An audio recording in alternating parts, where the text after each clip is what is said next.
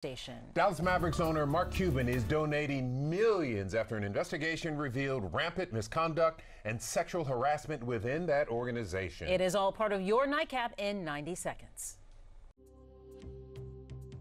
An independent investigation into the Dallas Mavericks turned up disturbing details about the business side of the NBA franchise. There was pervasive sexual harassment and other serious workplace misconduct, and by that I mean threats, intimidation, and 2 instances where an employee engaged in domestic violence. Workplace reforms are already underway, and Cuban is donating $10 million to women's causes and domestic violence awareness.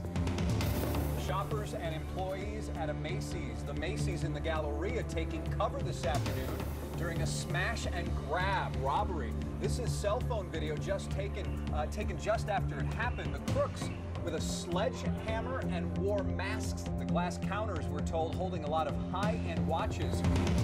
A Hindu-related ad by the Fort Bend County Republican Party may have backfired. The party issued an apology today for this ad that ran in the local India Herald. It equated the Hindu deity Lord Ganesh to a GOP elephant and asked if readers would rather worship an elephant or a donkey.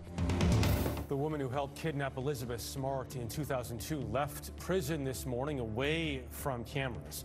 Wanda Barzi's release followed last week's surprise announcement that Utah authorities had miscalculated her prison time. She served 15 years. Smart, now 30 years old, opposed the release.